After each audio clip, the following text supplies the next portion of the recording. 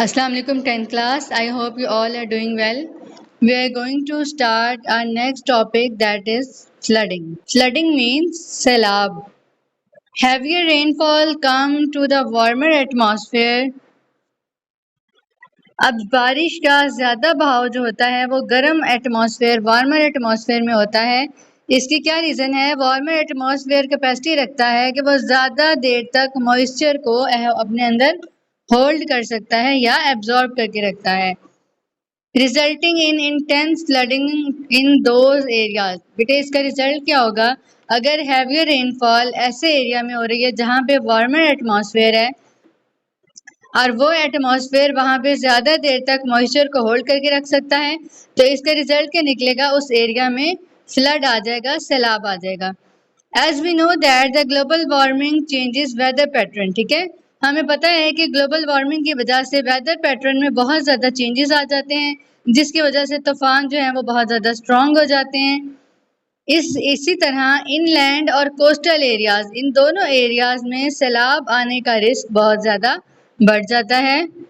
इसी तरह बेटा जब आइस शीट्स और ग्लेशियर्स मेल्ट होते हैं तो समंदर की जो सतह है वो बुलंद हो जाती है और ये भी रीज़न बनती है कोस्टल एरियाज में सैलाब आने का।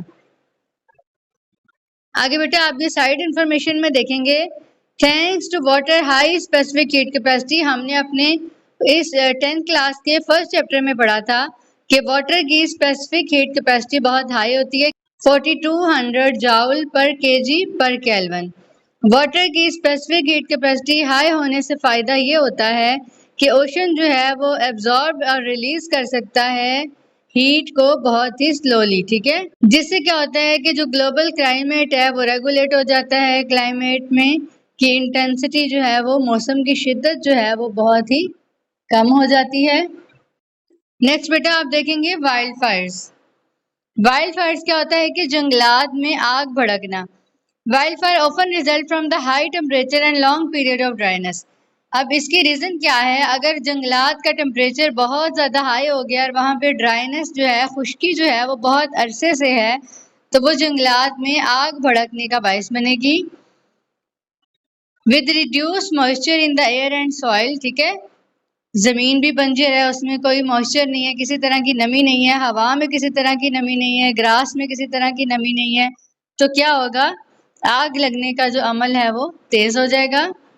It is susceptible to ignition, यानी कि आग भड़कने का जो अमल है वो बहुत ज़्यादा हसास हो जाएगा। इसी तरह बेटा अगर हम देखें वाइल्ड फायर्स का रिजल्ट क्या निकलेगा, इसकी वजह से बहुत ज़्यादा चीज़ें डैमेज हो जाएंगी। सबसे पहले तो इकोसिस्टम पे बहुत ज़्यादा असर पड़ेगा, जानदारों का इकोसिस्टम जो है वो तबाह हो जाएगा। नेक्स्ट बेटा देखें ड्राउट्स। ड्राउट्स क्या होता है? खुश्क साली। जब ज़्यादा देर तक बारिशें नहीं होंगी एक जगह पर, उसकी वजह से क्या होगा? खुश्क साली हो जाएगी। Due to increase in the temperature more water evaporate from the land. अब आप देखें अगर टेम्परेचर में बहुत ज़्यादा इंक्रीज आ जाएगा तो क्या होगा? लैंड से वाटर इवेपोरेट होता जाएगा और हमारी जो सॉइल है वो बहुत ज़्यादा ड्राई हो जाएगी।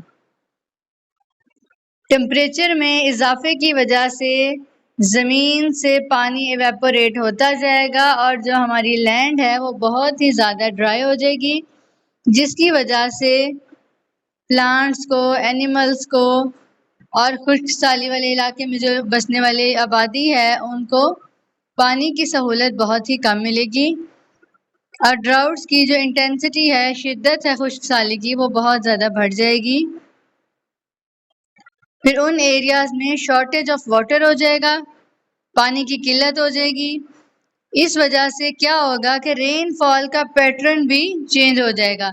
जाहिर है जब कोई इलाका ज़्यादा देर तक खुश्क है, वहाँ पे टेम्परेचर बहुत ज़्यादा है, तो वहाँ पे रेनफॉल का पैटर्न भी डिस्टर्ब हो जाएगा। ज़्यादा अरसे तक बारिशें ना होने की वजह से वो इलाका खुश्क साली का सबब बनेगा। And it is harder to grow crops. जाहिर है जो ज़मीन बंजर हो गई है वहाँ पे फसलें नहीं उग पाएंगी और कम्युनिटीज़ तबाह हो जाएंगी, पीने का पानी बहुत कम दस्तयाब होगा। नेक्स्ट बेटा देखिए विंटर स्टॉर्म। विंटर स्टॉर्म क्या होते हैं हमारे पास? सर्दी का जो तूफान आता है वो विंटर स्टॉर्म होता है, यानी स्नोफॉल की वजह से जो स्टॉर्म आएगा उसको हम विंटर स्टॉर्म का नाम देंगे। Global warming can also make winter storm stronger. अब ग्लोबल वार्मिंग की वजह से विंटर स्टॉर्म बहुत ज़्यादा स्ट्रॉन्ग हो जाएंगे। Warmer air hold more moisture which mean heavier snowfall. हमें पता है कि अगर एटमॉस्फेयर हमारा वार्मर होगा, हवा गर्म होगी, तो वो ज़्यादा नमी वाली होगी। When temperature are cold enough, ठीक है, जब हमारा टेम्परेचर कोल्ड हो जाएगा तो वहाँ पे स्नोफॉल हो जाएगी। अब इस स्नोफॉल की वजह से विंटर स्टॉर्म आएंगे, हैवी स्नो हो जाएगी, आइस स्टॉर्म आ सकता है, and long period of freezing weather in unexpected places, कि कुछ ऐसी जगह जहाँ पर हम एक्सपेक्ट नहीं कर रहे थे वहाँ पे भी फ्रीजिंग वेदर हो जाएगा for very long time. Next बेटा आप ये टिडबिट देखेंगे। Global warming heat of the ocean and warm ocean water act like fuel for hurricanes. Global warming क्या करेगी? ओशन को हीट अप कर देगी, और जो वार्म ओशन है वो हरिकेन का बायस बनेगा, यानी समंदरी तूफान का बायस बनेगा। The hotter the water the more energy the stronger leading to stronger wind. जितना पानी ज्यादा गर्म होगा उतनी हरिकेन की जो शिद्दत है वो बढ़ती जाएगी। इसी तरह हैवियर रेनफॉल भी होगा और तूफान का बायस बनेगा। लिहाजा हमें ऐसी एक्टिविटीज से अवॉइड करना चाहिए जो ग्लोबल वार्मिंग का बायस बने, और हरिकेन्स, ड्राउट्स, विंटर स्टॉर्म, इन सब की जो शिद्दत है वो कम से कम हो सके। Okay 10 class, we will meet in the next lecture with another topic. Thank you so much. अल्लाह हाफिज।